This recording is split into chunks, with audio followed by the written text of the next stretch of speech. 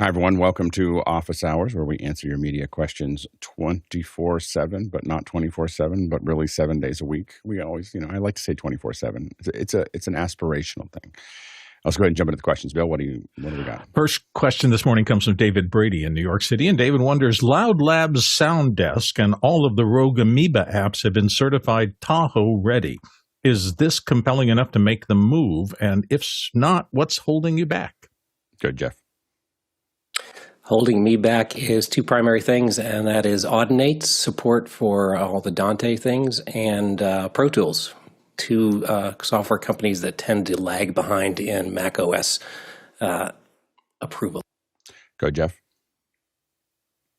The dropping of Launchpad is mind-boggling to me, so I don't know about the rest of the Mac users, but I like a very clean, minimal dock, so I have very few apps in my dock, just really things that I will tend to have open almost all the time.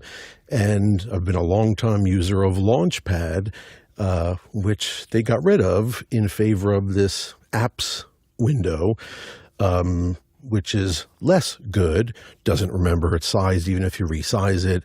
It's their effort to integrate it with Spotlight, but seems like they could have kept both. But what's most interesting is we've had this kind of coming together of Mac OS and iOS, and that was always seen as one of those things, Launchpad, because it's just like an iPad home screen, and now it's gone. So that's holding me back because people are mad.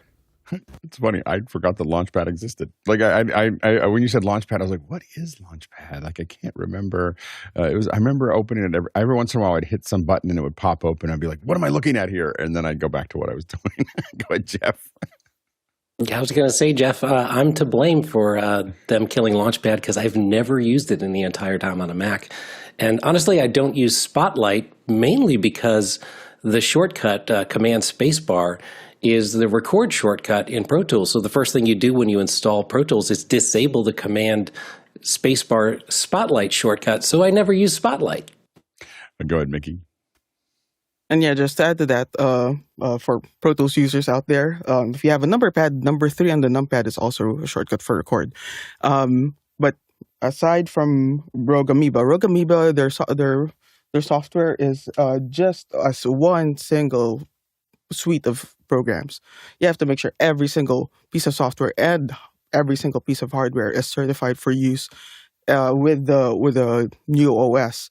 And even though it's certified, we run months and months and months of tests before deploying any sort of update, be it an OS update, software update, hardware update, firmware update, months of testing before we deploy anything into the production environment. Because for us, 30 minutes of downtime could mean thousands of dollars of fines and also, refunds that we have to give to clients because we are not able to meet the deadline. So that's why we do months of testing first. Yeah, and I'm about to move to Sequoia. So usually when one operating system comes up, my production machines all go to the last operating system. Usually the only thing that will drive me forward into a new OS is a specific feature that I feel like I need, and it usually for me is only in my presentation machine, and it's usually Keynote. There's something that Apple's added to Keynote that only works on the new operating system. So I'll have different computers and different versions of it, but my main computer is usually a whole year behind. And I find every once in a while I've broken that rule in the last 20 years, and I have paid for it every single time. Every single time. So I've gone back to that pattern, and I'm feeling good. Yeah, go ahead, Jeff, real quick. I just downloaded we got two Jeffs there. Hold on. Sorry, I didn't get that. Oh, go ahead, Jeff, go ahead. Okay. Yeah, I am, by the way, an everyday user of Sound Desk. You're hearing me through Sound Desk now. Every time I'm here, I'm through Sound Desk. It's great. And I will say for Sound Desk users, they just updated the drivers, the virtual drivers. So if you use those, because they haven't been updated in years, so that's a good thing. So that is part of that upgrade that finally forced it. So it's a bonus for that. Next question. Douglas Carmichael's up next, and his question is, when connecting balanced line level sources to a console, is it best practice to use a phantom power blocker to protect their output stages? And he's got a link to a Triton blocker. Go ahead, Jeff. If you're connecting professional gear, the outputs should already be protected if someone worth their salt has designed that output. They're designed to survive the 48 volts phantom power. Newer gear that might be cheaper, I would probably worry about those. So if you're getting into semi-pro consumer gear, a blocker might be a good idea, or just don't turn on phantom power. Good, Courtney. Yeah, it depends. And it depends on whether or not you need phantom power on some channels and don't. And some mixers just have a universal 48 volt phantom that turns it on all the XLR inputs. So that might be a problem. In that case, you might want to use them. Most well-designed mix panels have a line input that is separate and bypasses the mic preamp and goes in at a different stage in the preamp. And usually they'll have capacitors that are DC blockers that are in that connectivity once you switch over to line. So they will automatically block the DC going out, even if there's universal 48 volts across that bus. But most, high quality mix panels have individual control over the 48 volt phantom per channel. And you just want to make sure you turn it off, and just in case they don't have a bypass or a separate input for a line level versus a mic level. Go ahead, Mickey. Yeah, plus one to what Jeff mentioned earlier. Like, number one, don't turn on phantom in for inputs that you don't need phantom in. I think any competent engineer should be able to handle that. But just in case, Jeff mentioned professional equipment. I would add to that modern professional equipment are usually capable of blocking phantom power, having those the current blocking capacitors on their inputs. But if you are in a situation where you may be working with more vintage equipment, especially like vintage microphones or maybe T-powered vintage microphones, then you may want to add additional precaution there just to protect, because those, like say vintage microphones, a lot of them are really expensive. So it might be worth spending some investment in phantom power blockers just for that additional layer of safety because of the value of these vintage microphones. Next question. Andy Kokendorfer in Vera, Florida is up next. How would you diagram audio signal flow in a ballroom using auto mix and Zoom presenters? I go, Jason. The same way I diagram just about everything, and it's H2R gear. This is a conference room design. And if I would either look for some preset gear or, if I needed to, I guess, add some sort of sub-Dugan auto mix. And as far as the Zoom presenter is concerned, you don't usually map the presenter themselves, but you could use Noun Project, I suppose. Generally, it's just the microphone. Good. Mickey? Yeah, I would typically use Vizio for something more detailed, but if it's something a bit more simple, then I would go with OmniGraffle to diagram them. I was trying to rush a sample that I can show, but I wasn't able to clean it up first and not show any client information in there. But I would typically diagram with Vizio or OmniGraffle, but for actual systems engineers that will be doing patching within hardware, I also like to lay everything out on a spreadsheet, and I typically do it this way. This one's a relatively simple setup here, and I would go from, okay, what equipment? Okay, we have Wiscom RF. That's going to be feeding. So Wiscom channel 1 goes to stage box channel 9, goes to local 9, blah, blah, blah, blah, blah. And also I have my routing here. So this will go to record primary, backup, production mix, any monitor mixes that I may need to do, any, mix minuses I may need to provide. Because I find, at least for myself personally, that's easier to follow with the actual individual routing on the console on all your hardware, whereas the diagram is a lot more useful, again, for me personally, with the physical cabling as opposed to actual patching within the hardware itself. And as far as patching, if you're looking for what the actual diagram would be, what you're doing with an auto mix, and it depends on what mixer you're using, what mics you're using, how you're bringing them in. There's a lot of variables that are all part of that. But essentially what we're doing is using Dugan Auto Mix, what we typically have done in the past, to push, basically what we want to do is we want to push the audience or the stage mics down when the Zoom is talking, and push Zoom down when the stage is talking. So you're creating that relationship between the two of them so that it softly pushes it down. It is not, there is no paint by numbers. There is someone with a good ear and understanding what they're hearing, working on that and making it happen. Typically, Brian Maddox, who's been on our show every once in a while. For me, literally every time we did this, I just had Brian talk to the audio engineer remotely. Like, he would literally log in, because a lot of what we were doing was taking executives and having them appear in Morocco or in Singapore or other places like that. And we couldn't we weren't choosing the audio engineer. We just chose an expert that could talk to them and make sure that it was working. There's a couple other things about bringing Zoom presenters in to mix with folks. Number one is, if you don't have a lot of control over it, we try to move people to handheld SM58s and get them to hold them close to their mouth. That removes most of the problems, and the issue is, you're like, the echo cancellation should work in Zoom, but the problem is we're adding delay oftentimes to the audio somewhere, and in that, or there is delay, and the problem is that offsets the echo cancellation, and sometimes it'll come in and out, and it's pretty painful to listen to. So you have to be kind of careful of doing this in your mixer as you kind of go down that path. So those are the things you want to kind of think about there. The other, when we schedule Zoom presenters, we almost always schedule them after a break, and that means that we have time before they go live. What we don't want to do is come out of a speaker and jump it right into a Zoom presenter. We try to avoid that because it doesn't give us time to set up. Yes, it should all work, but the way you have it always work is to be careful. So it is. But know that when you're bringing Zoom presenters in, it's visionable material, and you should treat it that way. Mickey, did you have something else to add to that? Oh, I thought I'd put my hand down, but yeah, I just wanted to comment on what you mentioned earlier in your answer, where you said you need someone to use their ears. Yeah, that's otherwise called mixing. Yeah, exactly. But it's one of those things that a lot of times someone wants to dial, like they're like, I'll set this setting, I'll set this setting, I'll set this setting. But you need someone who is really paying attention and understands what they're listening for. So an average audio A1 will not know when you're on the precipice. An average A1 who hasn't done a Zoom connection before won't know that they are on the precipice of falling into feedback, or looping. They won't know what that sounds like, and so you want to have someone who knows what that sounds like, or someone who tests it enough.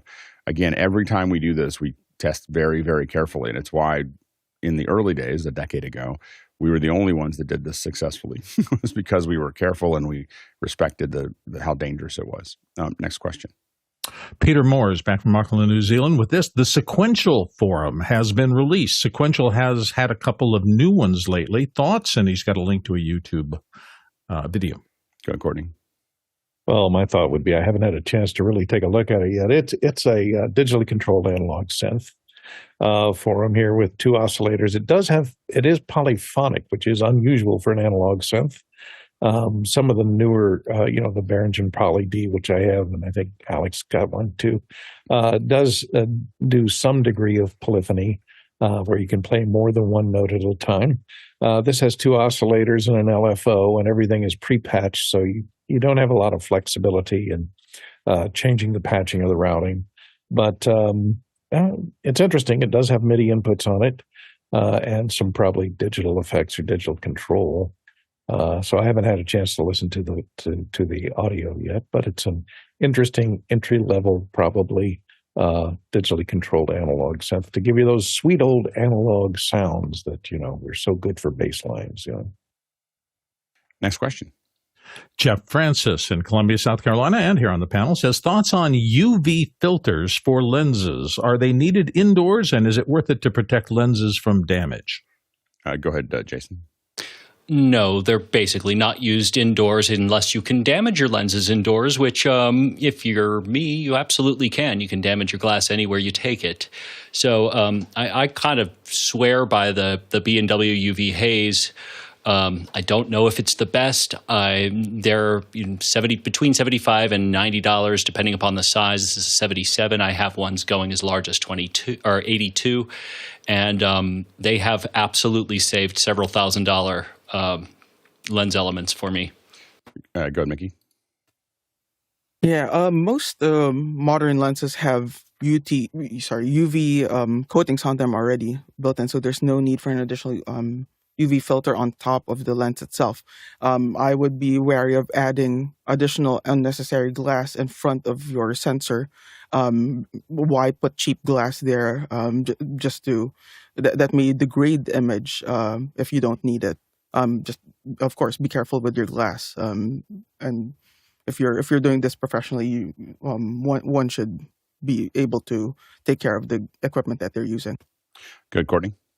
Yeah, these used to be a little more important when we were using film, that celluloid stuff that used to run through your camera, because it had a different sensitivity, and you couldn't control sensitivity, and they didn't have special coatings over the sensors, over the film necessarily. And also back in the olden days, there was no LED lighting. And these days, almost all white LED lights have a UV component, because that's how they generate their white light, because they have a UV emitter that activates a phosphor, which generates the white light in it. So there's a lot more UV light that's spilling out of those LED lights these days if they don't filter it in the light itself. You might want to, but like Mickey said, most of the sensors have built-in UV protection anyway to take that into account. So probably not necessarily, but they are good to keep the front element of your lens from being scratched or covered with dirt. I often, for carry-around cameras, I often have UV filters on, particularly to protect it, just in case. I'm usually taking it in a place that matters. But as soon as I shoot something that matters, I take the filter off. Next question. Dan Lovato in Torrington, California Connecticut, are the native plugins for audio in Mac OS and GarageBand as good as the Waves, Izotope, and other third-party plugins? Jeff Cohen. Well, good is a subjective word, of course, but the short answer is no, for a variety of reasons, but they're there, so they're better than nothing. You can do the basic things. Except there is one exception to that, and that is they kind of snuck this in without much fanfare, but sound isolation is. It is what is used on iPhone and Mac, when you're doing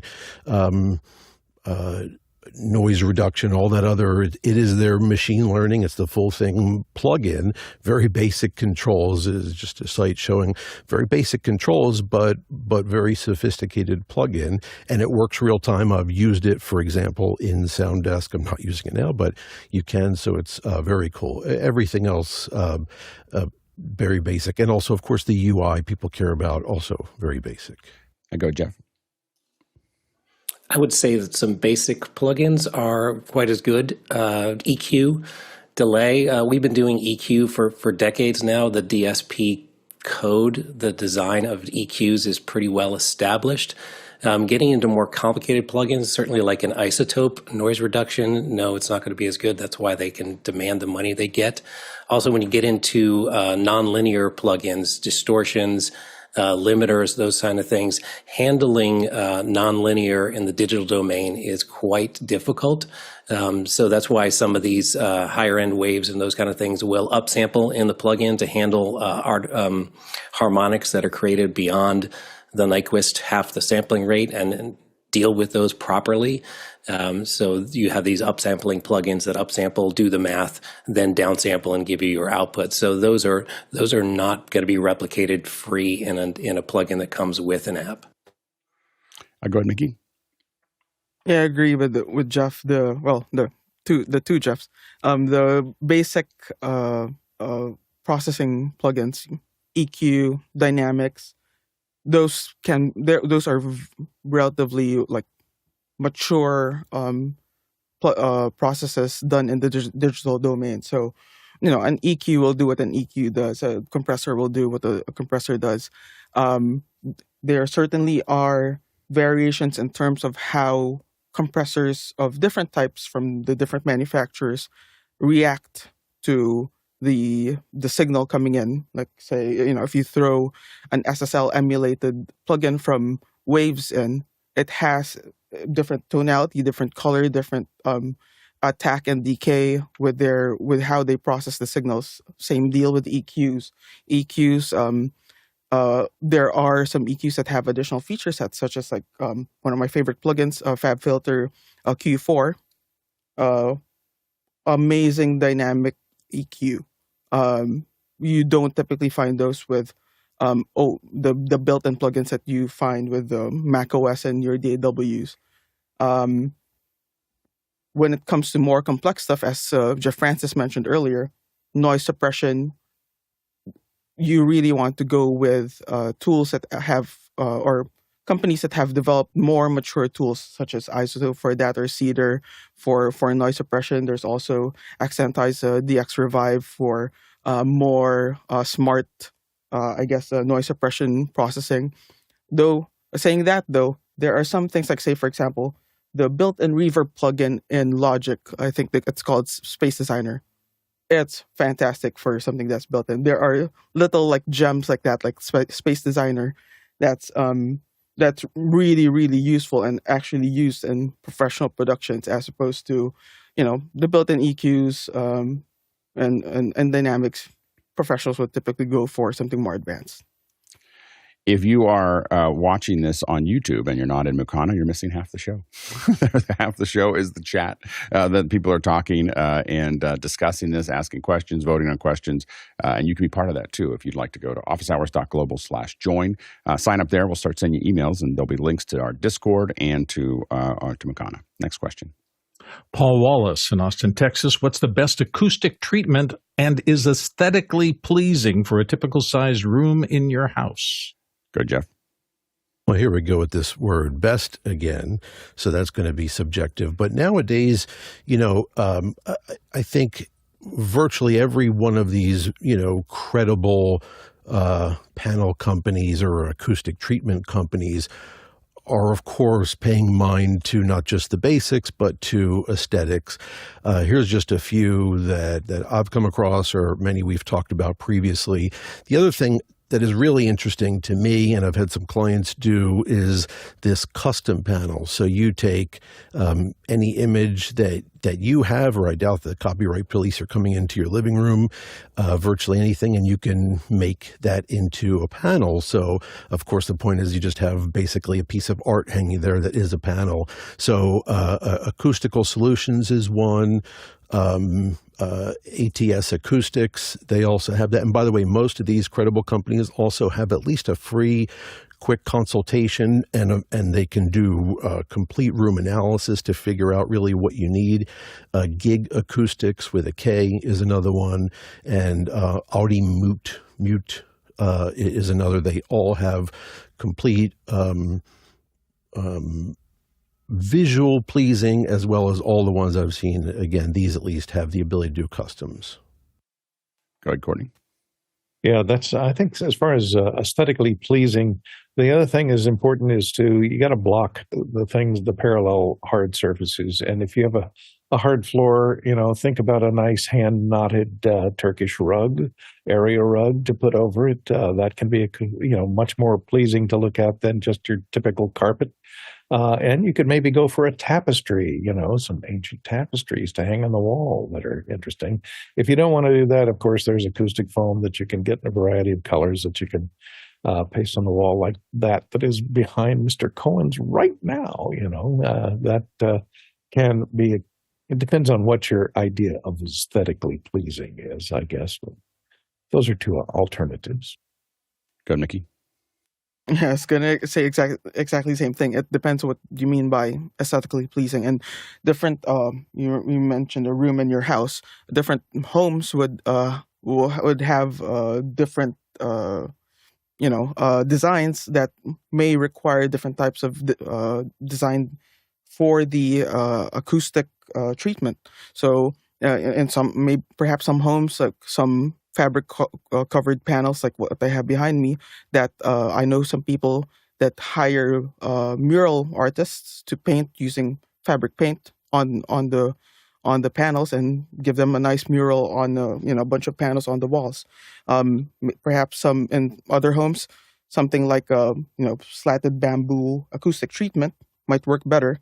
There's a ton of these that may fit depending again on the interior design of the home. So if this is something you really want to take seriously, I'd talk to your architect and also interior designer, and they may be able to recommend ways to control the acoustics of that specific room that would also fit the aesthetic look of the room itself as it is currently designed. Also, we had a guest on Pros Acoustic, and they were on a couple of years ago, I think, and a lot of the stuff looks really good. They also do a lot of custom designs, and so you can have them build something out for you. Next question. Next one comes from Jeremy in Massachusetts. Alex asked me last week to remind him this week for the panel to do a review of the noteworthy things that were announced at IBC. Thank you. I don't know if anybody else has anything that jumped out. Of course, we talked last week about the Nikon Red collaboration. So the new camera, $2,200 for a full frame sensor that looks pretty interesting as far as I looked at it like a good webcam. so it's a very, very strong webcam. I know that they're probably very upset if they saw me say that. Of course, Red had some updates with the V-Raptor, the Canon C50, I think came out around that time. AJA, I don't know if it was for IBC, but it was just before IBC, I think, they have the new Dante Dante to SDI and 2110, which I thought was pretty interesting, being able to extract that information there. So that box is something that I'm super interested in, being able to take 16 channels in and out of Dante, out of an SDI signal or a digital signal is something I'm fascinated by. Yeah, go ahead, Jason. Full disclosure, I work for OWC, but I'm pleased to announce that the network dock that I showed off a couple days before IBC, I believe, won Best of Show, which is really cool. It means professionals really understood it, and that's awesome. And to correct mine, it's 64 channels in and out potentially for the Dante and better and D and better from AJA. Go ahead, Bill. As someone who's fond of iPhone video shooting, for me, one of the things was the Blackmagic Camera Pro dock, and the reason I'm particularly interested is that obviously one of the big news things is they've gone to Genlock in and out, which just makes it even easier to work with small format cameras like the iPhones in a more professional world, and I think that's going to kind of change my view of things going forward. Yeah, I'm not sure how much. I don't know how many people are going to use the Genlock itself, because I know that we haven't used it that much for everything that we do, especially when we're just doing simple multi-camera. But the timecode is a big deal. So being able to have be able to generate timecode and deliver it to all of those cameras, I think the Pro Dock it's probably the nicest dock out there right now. It's also the most expensive dock. So this is what the Pro Dock looks like. Of course, you have USB. You have the USB-Cs, you have its own power. It does need its own power, so it doesn't power from the camera. So you will have to figure out what you're going to do, how you're going to get power to that dock. And then I keep on, every time Blackmagic puts in head, 1/8-inch jacks, I'm like, we could have had, mini XLRs. Like I just keep on going, and I think that probably the answer is, well, we can have stereo by having the 1/8-inch jack. I'm kind of like, I do have a theory that the reason it took us a little while when we looked at this. One of the other things we looked at is that why am I getting HDMI out and not SDI? So a lot of us, almost all of us that have looked at the Pro Dock are like, you gave me Genlock and timecode, but not SDI out. And I think that the reason for that is that they can't. I bet you. I have no information about this, but I bet you they can't guarantee frame sync output from the phone. Like, so they you think can't, it's an IO limitation? Yeah, I just don't think they can guarantee that every frame is coming out perfectly. So instead, if they put SDI in, we would all expect that. And by putting HDMI in, they're like, well, this is just for preview. So you're so you're gonna get the capture correctly on the phone, but guaranteeing that the phone can deliver and it took me a little while to think. I was like, why would they do that? Like, it just seemed like an insane thing to do. And then once I realized that, it probably makes a lot more sense. So anyway, so those are some of the big updates there. I think that IBC is kind of like the TikTok between it. So our next big announcements we would expect would be next at NAB or audio stuff at NAMM. So we'll stay tuned. Next question. Can't hear you, Bill. Oh, I'm sorry.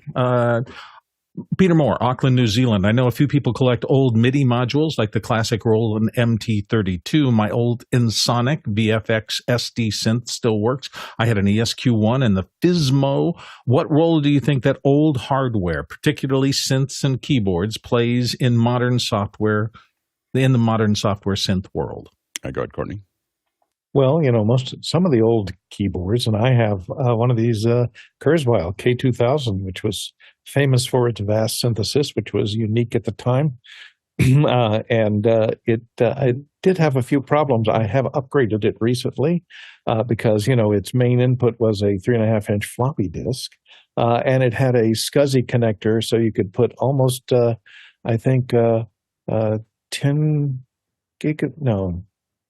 100 megabytes. It was the SCSI bus. I replaced it with an SD card that had 16 gigs on it, which was like 10 times. I think it was only 1 gigabyte was addressable on the SCSI bus.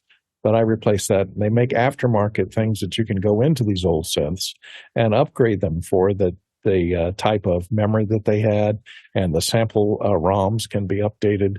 And still, it's a great MIDI keyboard with aftertouch and velocity, keyboard with the aftertouch and velocity. So the MIDI outputs still work, and you can use it to control other modules if you want. Plus, it gives you a lot of that great old analog synth sounds, and some of those samples on the Kurzweil were famous for their piano samples. So a lot of performers still use this old synthesizer. So a lot of people like those vintage sounds and like to perform with them on stage. So yeah, they're still viable. The only one that I really miss is back in 1989. I had an EMU Emax 2, the keyboard. I still miss it. I gave it. Someone had their when I was at ILM. I had it when someone had their house burned down, and they were a keyboardist, and we were all giving them things, and for some reason I gave them that. I was like, I'm not using this enough, and they would need it more than me because they were trying to rebuild things, and so I gave it to them. And I still think back, I'm glad I gave it to them. They were very happy, and they made some music with it. But I still miss my Emax 2 with the keyboard samplers, and I don't know why. I wasn't very good at it. I just enjoyed it. Next question. Andre Dole in Berlin. Any recommendations for a small over-the-ear headphone that I can pack into my Hyperdeck recording rack to always have one handy if needed? Budget versions preferred. Go ahead, Bill. So there's 3 kind of classes that you're talking about. You mentioned over-the-ear headphones. There's kind of in-ear, on-ear, and over-the-ear. I consider those kind of the 3 basic categories. Over-the-ear to me means it's going to give you some isolation, like the Shure 7506s that a lot of us use. It's going to isolate you from the outside. Now, those are difficult to make small because they're pretty big and pretty heavy. Sennheiser used to make a lot of on-ear. They were kind of flat. They sat against the side of your face. They used to have a lot of yellow pads. You could always tell them across the room. Those on-ears can be very light, and because they're not trying to seal things, you can get them pretty inexpensively. In-ears, of course, is a whole different category of trying to put something in your ear canal. So when I heard over-the-ear and light and cheap, I had problems with that, but maybe some of the other panelists will have a suggestion. Go, Jason. Let's see. So at that 3-way intersection, I come up with the Sony MDR 7506. It's a relatively clean set of headphones, $110 retail, and this is about as small as they get. Full disclosure, the ear cups will absolutely flake off, but they're kind of a staple. Go ahead, Mickey. Yeah, I was gonna say the same. Sony MDR 7506. They're always range about, I don't know what the tariffs now in the U.S. Andre's in Berlin, so it doesn't really matter. But they usually range about $80 to $100 in price. Might not be exactly a budget option, but given that they last forever and you can easily get replacement parts, they'll last your career. So $100 isn't much in the long term. Next question. Douglas Carmichael up next. The Allen Heath QU5, 6, or 7 mixers have a fixed 20 dB minus negative 20 dB pad on their TRS inputs, but not on their XLR inputs. Why could that be? And he's got a link to them. Go, Jeff. One word, and that one word is money. This is a thing that started back with, I believe Mackie first started doing this. When you have mic inputs, they are going to be accepting a mic level, which is down fairly low. We're going to have gain on them. Line inputs are higher. So you should, in a professional console, provide a second active balanced input that's going to be ready for that level. But what they do on these less expensive mixers is they take the line input and they run it through a 20 dB pad and then put that into the mic input, of course, after the phantom power. And you see those little phantom power blocking capacitors there. To me, this is a bad idea because you're giving up 20 dB of noise. You're sacrificing because your preamp gain is going to have to make up that 20 dB, so you're already adding gain to a line level signal. You're dropping it from line level down to 20 dB less and then adding gain to it. But it is a convenient way to get both inputs, mic and line, on the same console without a lot of money. Go ahead, Mickey. Exactly what Jeff said. It's an easy way to get the line level input by using the exact same circuitry, except just adding a pad, exact same circuitry as your microphone inputs, but just adding a pad to the line level inputs. Just want to add though that in the past this was only found on budget desks, like lower end desks where they're trying to save money. But nowadays, even on the mid to high end, not just mixing consoles, but also all sorts of audio hardware, you'll find this type of circuitry there as well, where they're just adding a pad to the microphone level circuit. Next question. Goran in Slovenia is up next, looking for small cameras to add some special angles to outdoor sports production. Blackmagic Micro is just a little too big. I have a Marshall CV568. Is there something you recommend over the Marshall? And he's particularly looking for 1080i 50 remote control, and he'd like RS485 and NDI if possible, and he's looking around 1,500 euros. Go ahead, Mickey. Yeah, those prerequisites are kind of hard to meet, that size and within that price range. There are other brands and other options that would be able to fulfill the needs, especially with the budget. But you're sort of like doing a sidestep from Marshall. Like one of them, for example, is Lumens. They have a bunch of box cameras that are pretty small. But again, your quality-wise, you'd still be playing around the Marshall area. If you're interested, though, in investing a bit more on these, for these cameras, you might want to take a look at the cameras from ATEM Camera. They are used in very large sporting events, from broadcasts from the NFL to FIFA to Formula One. ATEM cameras, they have a whole bunch of, they have box cameras that are similar in size, but they also have like tiny cameras that are called the ATEM. They're really, really tiny. Well, here it is with a €1 coin beside it. They're very high quality. They also have ones that are fully weatherproof. You can leave it out in the rain just fine. And this is what they use in very large sporting events. They have the older version, the ATEM 1 as well. But I'm not entirely sure about the pricing on these, but I would expect to be spending at the very least like $10,000 per camera. But if you want to look at investing in something that would work in the long run, in the long term, this is a brand to look at. If you want to ask questions and you don't want to actually sign into anything, you just want to throw a question in, you can use our QR code here. This is askofficehours.global. That's askofficehours.global. Throw the question in there. We'll get it in this show or a show coming up. So that's an easy way for you to ask questions here. Next question. Jeff Francis is up next. I figured out how to use Keynote LiveVideo to add a picture-in-picture timer to presenter prompter with only a single computer. Ooh, demo time? Jeff, what do you got there? So I asked this question maybe a month and a half ago. So a prompter for a presenter, the audience will not see this. It's on, downstage. And I wanted to have notes and then a timer and be able to switch back and forth between a picture-in-picture timer or a full-screen timer when they're doing a demonstration that needs to be timed. And so a lot of suggestions, great suggestions, use an ATEM Mini to do the picture-in-picture. But I was trying to keep my kit as small as possible for travel.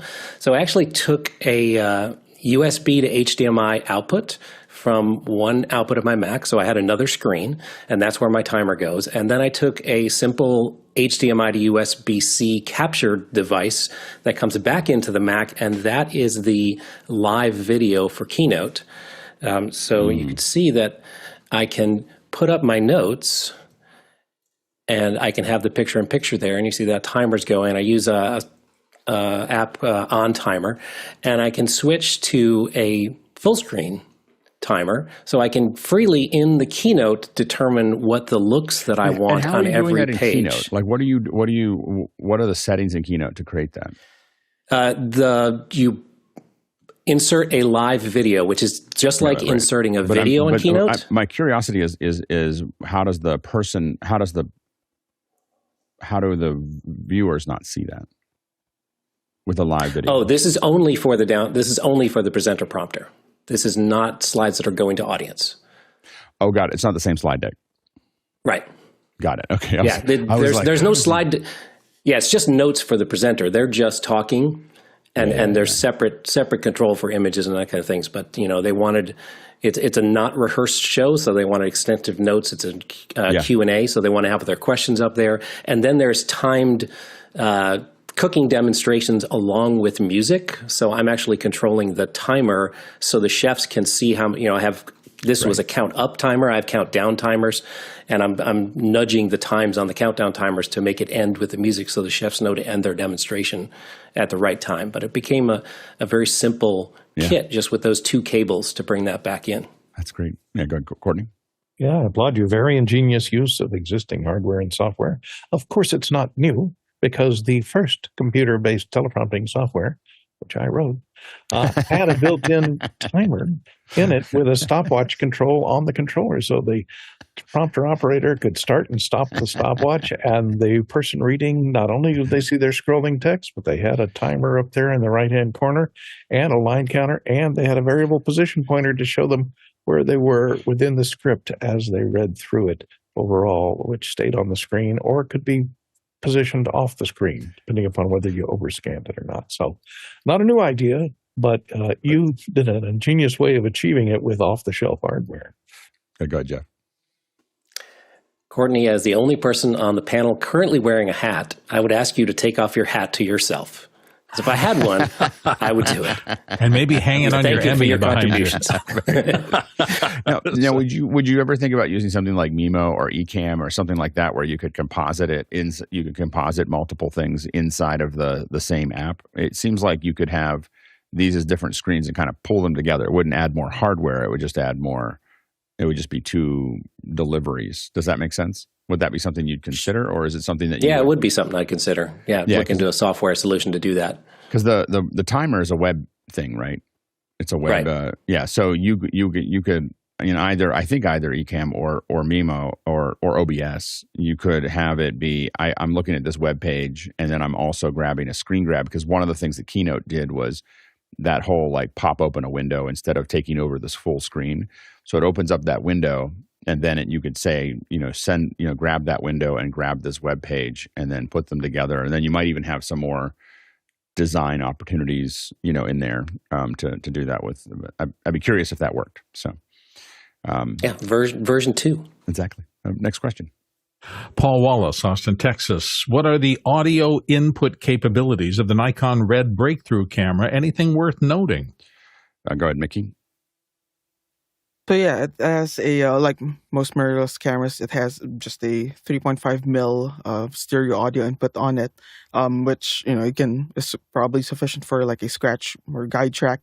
You don't want to use that for actual production audio, but you can feed a guide track to it.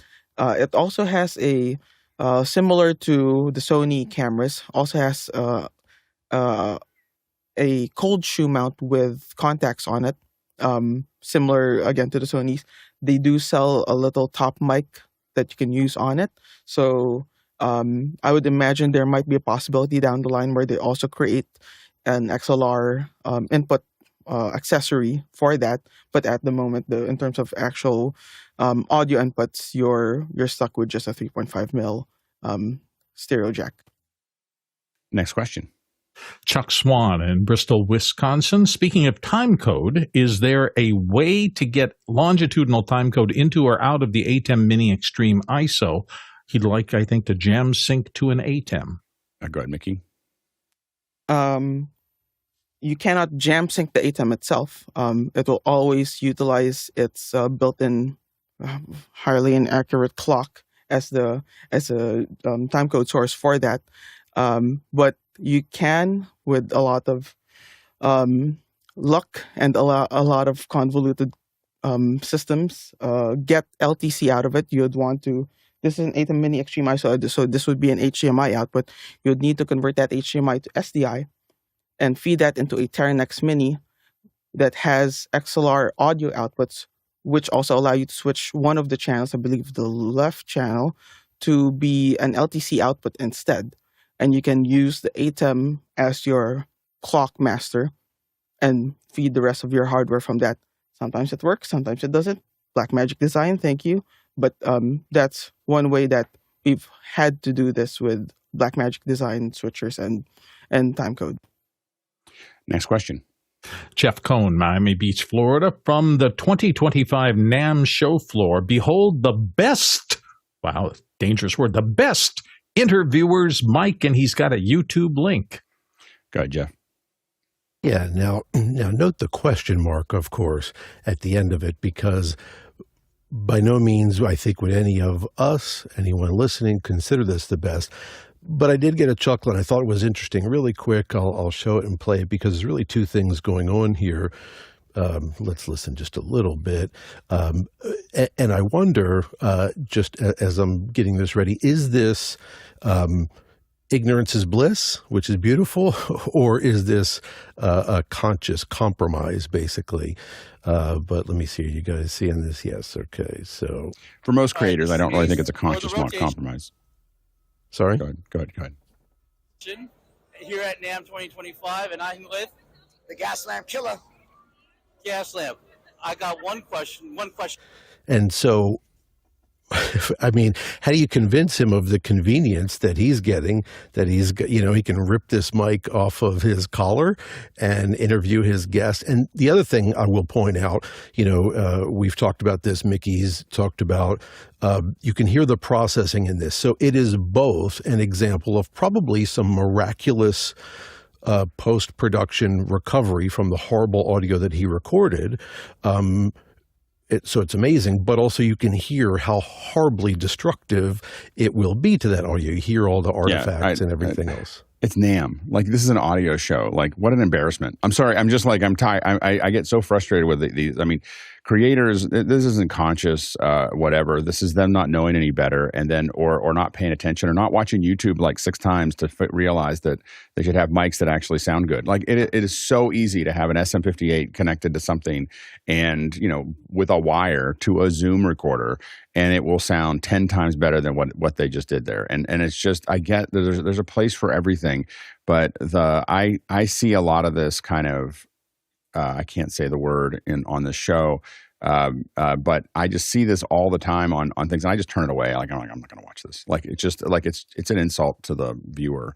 What creators do with audio. Yeah, go ahead, Mickey. Yeah, it's amazing that someone would even like if why would you even put this up there? Like, this is embarrassing for yourself, the person you're interviewing. This is very disrespectful to them, because you're putting them out there in this type of light when they're supposed to be presenting. I assume because they're in NAMM, I assume they're presenting. I didn't listen to the content of the interview, but I assume they're presenting some sort of audio product. Perhaps this is embarrassing for them. That's highly disrespectful. I mean, it's not that hard. It's really not that hard to record good audio. I've been in violent demonstrations recording a reporter on site when I was 16, and it didn't sound this bad. Like, it's not that hard. It's really not that hard. And again, I know that Robert Lincoln said that it's that the Anaheim show is beyond ear splitting on the exhibition floor, but I guarantee that an SM58 will knock out most of it if you just hold it close to their mouth. Like it really isn't harder than that. I've done stuff where the biggest problem we have with SM58s on the show floor is that people feel like they're not there. Like they feel like there's nothing happening because they've cut out so much. The off-axis rejection is so high. Yeah, go ahead, Jason. Yeah, I've recorded heavy metal shows with less distortion. Just remember Sturgeon's law: 90% of everything is crude.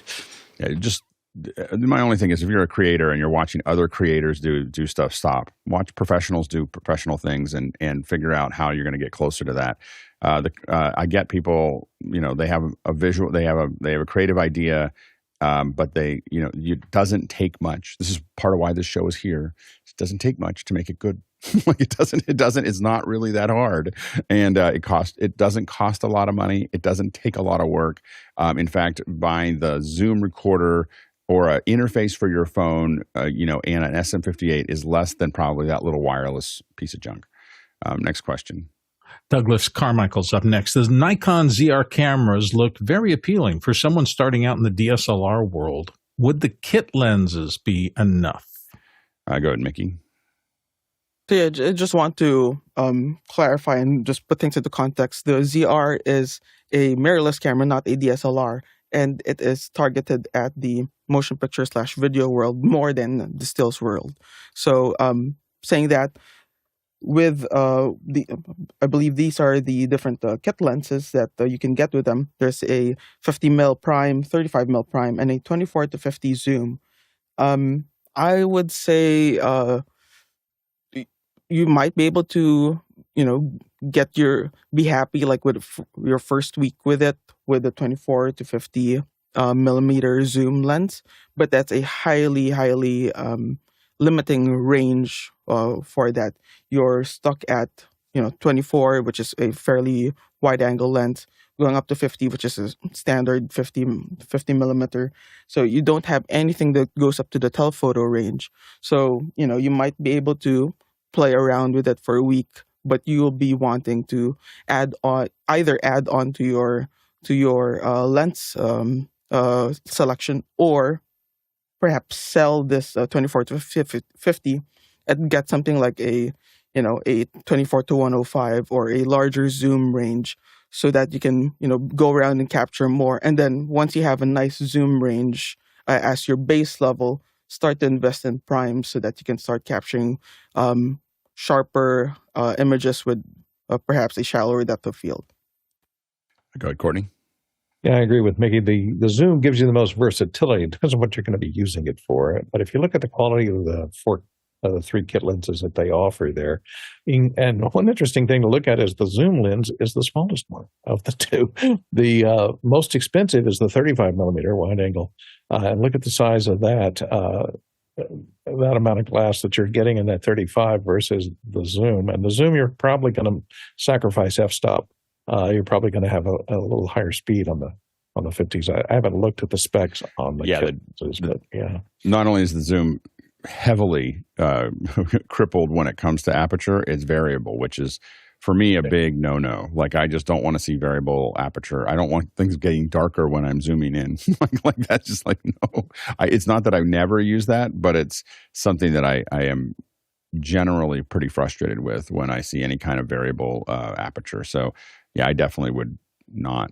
I might get a 50 for a walk around, but I almost always buy the body. Yeah, go ahead, Bill. Just a third voice saying the same thing. My first Canon that I used for video work was a 24-105, and I thought that was adequate. And then immediately what I wanted was the 70-200, because you find a lot of circumstances where not having any more reach than a 50 millimeter just isn't going to work for you. Next question. Next one comes from Peter Moore in Auckland, New Zealand. As most of you know, I'm a fan of Solar guitars. I have 5 of them. I don't play metal. For me, it's about the necks. Ola released a headless guitar. Yeah? Thoughts? Good, Jeff. When I try out a headless guitar, or I'm a bass player, a headless bass, the two things that I look at are Can they use standard strings? There are some headless basses and guitars that need double ball end strings, and I don't want to have to be beholden to one company to provide strings, especially if that company goes out of business, because I'll keep my guitars longer than some guitar companies exist. And this looks to use standard guitar strings, which is great. And then the second thing you can't tell from a website is balance. You've chopped off part of the guitar, so did they properly balance the rest of it? I imagine Solar has done that. It's probably a great playing guitar. If you like what we're doing here, of course, you can like and subscribe the show. Like and subscribe to the show. You can also volunteer. Go to officehours.global/volunteer. We'll start sending you emails about where you can fit in, or you can donate at officehours.global/donate. Next question. Hasmik Ajar, a friend in Cape Town, South Africa, wonders, had Audinate in special hours over my head the impression that Dante is not just audio but video as well. Have a master class on our Yamaha DM3 D next week, not wanting to preempt. Can we overview how Dante will invade our production? Go, Jeff. I have not used any Dante video yet, so to me, Dante is still just an audio solution. And to get your head wrapped around it, remember you're going to connect everything with network cables, and then you can freely patch and interconnect between all those devices, assuming you've set all the sample rates the same. And that Dante does not touch your audio. It does no processing. So it is just a way to get audio from one place to other places, sometimes multiple places. And you can freely patch that, and it remembers all of those in the devices, so you don't need a computer every time that you set it up. Once you've set it up once, it will come up and power up that way. Yeah, go ahead, Mickey. Yeah, so just sort of having a slightly better idea of Hasmuk's systems and how they utilize it. In this situation, Hasmuk, Dante is a replacement for your analog audio cabling. So you'd be able to send signals to and from different devices that are Dante capable through general purpose IP networking. So even though I know Hasmuk is moving his setup so that he has a separate control room, separate studio, he's spreading things apart, simple networking to each of those locations would allow you to transport uncompressed PCM audio throughout your infrastructure.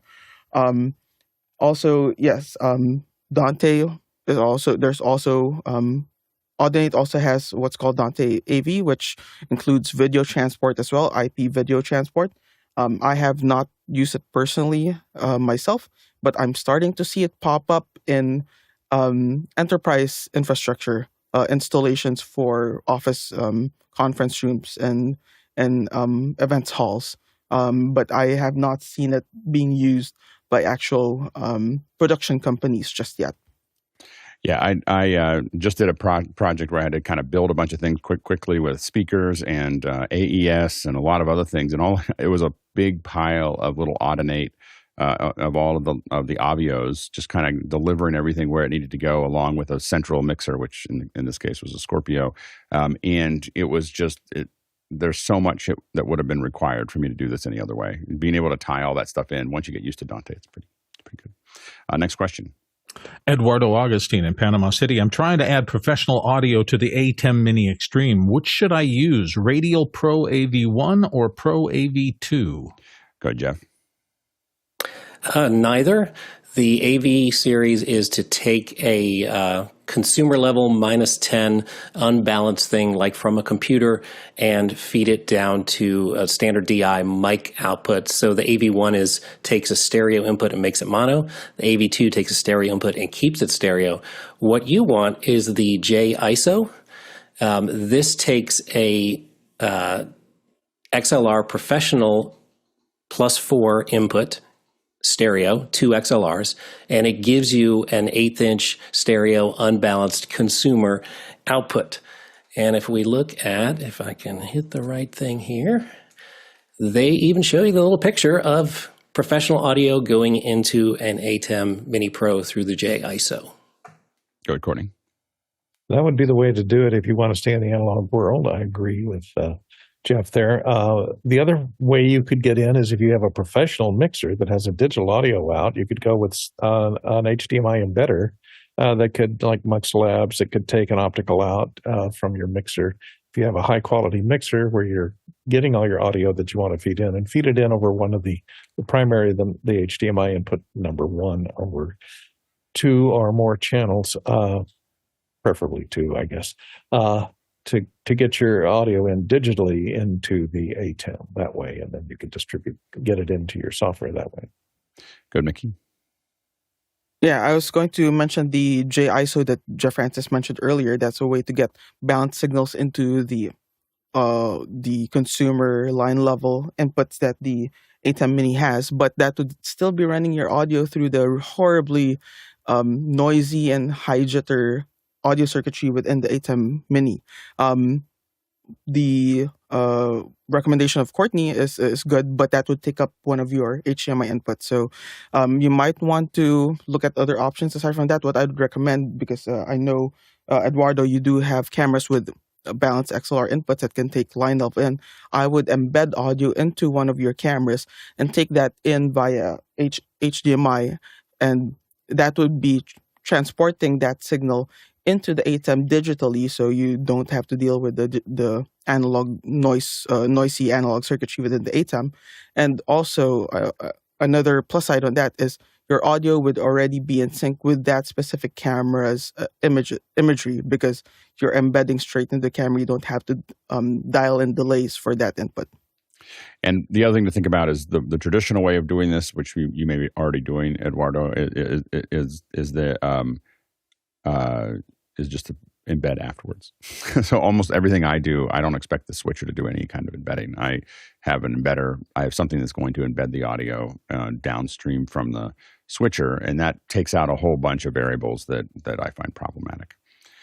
Thank you so much for all the great questions. We had a great set of questions here today, and I want to thank all of the producers out there asking those questions, voting on those questions. If we didn't get to them, we either sent them back to bring them back in if it was a QR code, or we sent them right back to you. You'll find them in your notes if you are in Mukana. So thank you so much for that, and thank you to the great panelists who made this possible today. We can't do this without you, and great questions.